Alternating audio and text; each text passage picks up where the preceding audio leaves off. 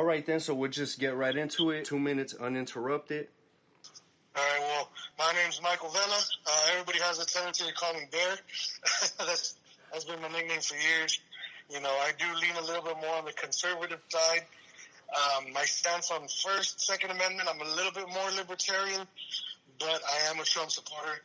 A lot of it having to do with a lot of the policies that have come into place, specifically that are assisting Latino families and the Latino community. You know, my big thing for me as a Christian is I'm very against abortion.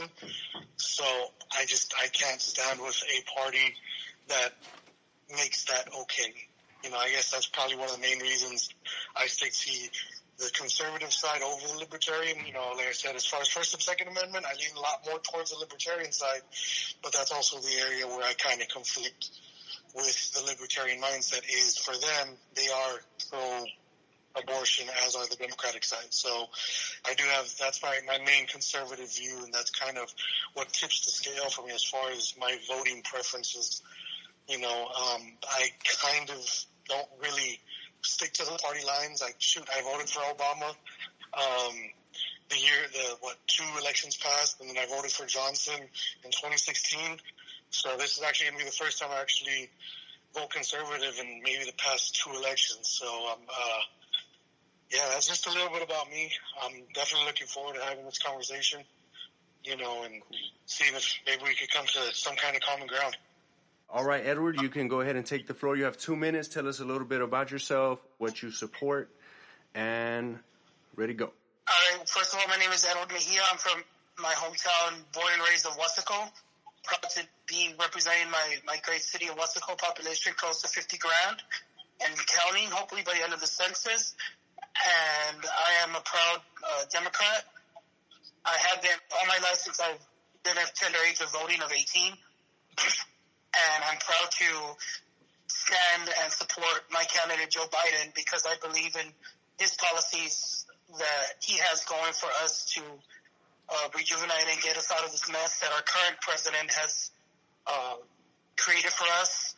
I am pro-choice, and also the fact that I also support my stance on same-sex marriage, and since I am a proud openly gay individual of my community and have been basically all my life, so I'm proud to also call myself liberal, but with a little bit of conservativeness in their mix, if that makes any sense.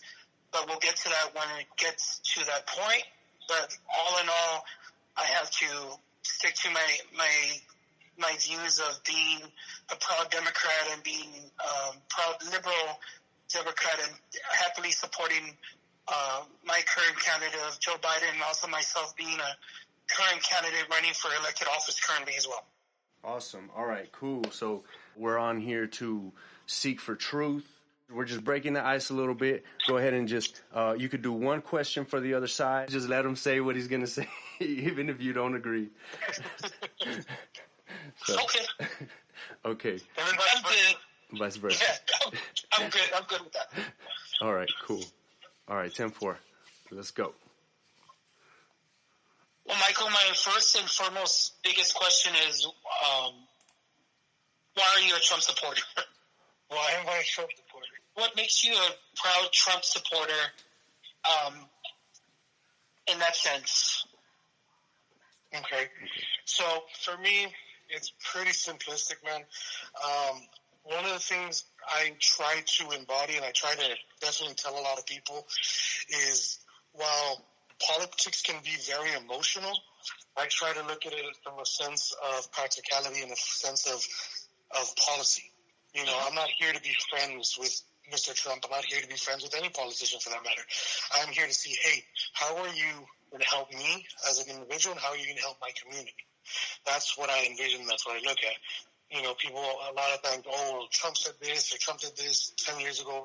He's not my friend. I could care less. I don't personally have to dislike or like the guy. All I got to do is support the policies he puts forth, because that's all that matters. You know, as the president, same concept with Obama. You know, I didn't have neither negative or positive feelings about the guy, but I supported some of the policies he put forth. You know, so I digress. with him, a lot of the policies I've seen, from the deals he's worked out between, Israel, the United Arab Emirates, in Korea, different trade deals that are going on with, whether it be through NAFTA, with the removing of the Iran deal, trade deals through China, et cetera, et cetera, et cetera. A lot of that stuff helps boost our economy as well as our strength as a nation. So I definitely support that. I support a lot of the initiatives that he's done for the Latino and a lot of other minority communities. Do I agree with the way he articulates himself? I don't think anybody actually does, to be honest. But I support the policies he's put into place and the policies he's put forth. That's what I focus on, hence the reason why I personally will vote for him based on the things he's done. And I feel like that's gotten way out of hand, especially in today's landscape, where it's all about feelings. All right, and that's time. Facts. Cool. Thank you so much. Thank you so much, y'all. All right, cool. Now, Michael, go ahead and ask Edward anything you want to ask him, and he has 2 minutes to respond as well. Go. Okay. Edward, well, kind of two-part question. If you could, just I guess since you said you're a proud Democrat and you're going to vote for Biden, I just want to know, man, 2 core policies he's running on that you feel, hey, that's what puts him ahead of any other candidate. Basically, it's simple and very easy to respond to. Number one is he's a proud supporter of the same-sex community, of the gay community, I'm sorry, and he's one to have championed for it at the end of their second term when it became legal in the Supreme Court. And since I plan to get married to my partner coming up pretty soon, that's one of my focal policies that I stand with him as well, to support him proudly, and that also because he's a visionary for the people.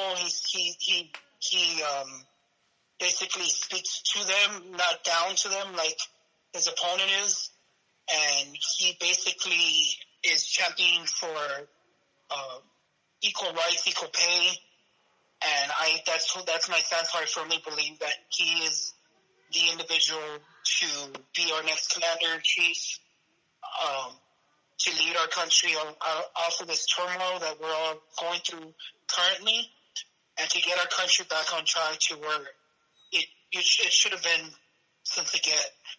I mean, I know most people don't agree because of his age, but at the end of the day, that doesn't wholeheartedly signify or represent someone. It's what they bring, and that's what I echo is his policies on equal liberties and plus he's pro-choice as well. So that's my views and why I support him proudly. Mm-hmm. Cool. A little side note, man. Congratulations on the upcoming marriage. Yeah. Thank you. I appreciate it. Okay, so since your stance is pro same-sex gay community, correct. What makes you a Republican? And we know for a fact most Republicans don't really support the gay community or the LGBTQ community for that matter. I mean, Mitch McConnell's on record of saying that that if he had it his way, he would repeal the acts right away, is what I've been researching, and he said it himself.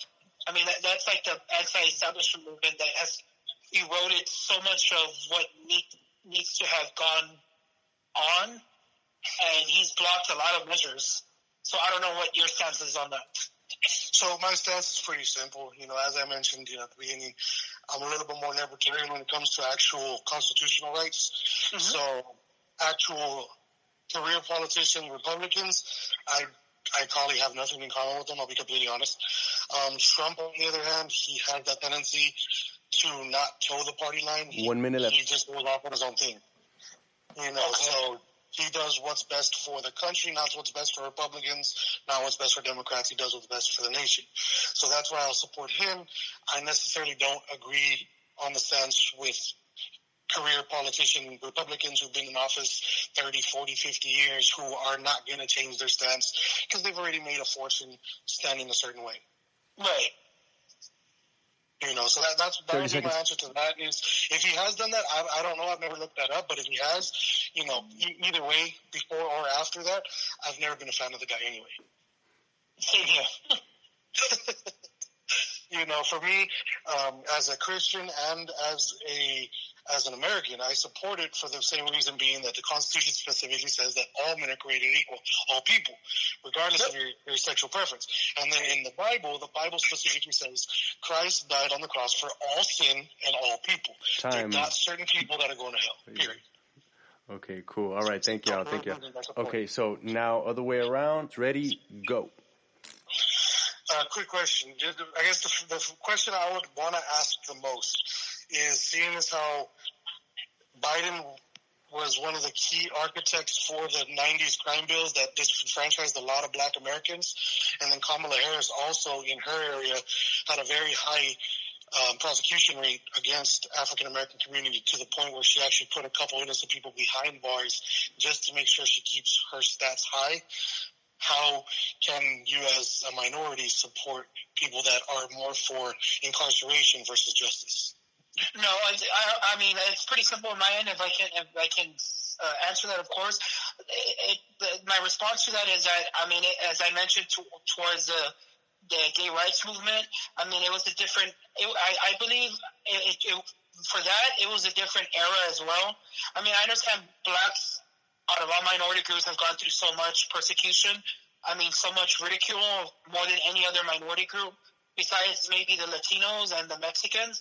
But all in all, I feel like they were put on a different era where their stances weren't really where it meets now, where it's all justice for all, and not only just going after just the blacks, because now we have this huge re-establishment of the Black Lives Movement that feels like it's Martin Luther King Jr. alive all over again, and it's coming to life all over again. It's history at its finest repeating itself, and I feel that their stances have evolved from what they were before, and I myself feel that they feel more compassionate towards the issue, not because they're running as a ticket or as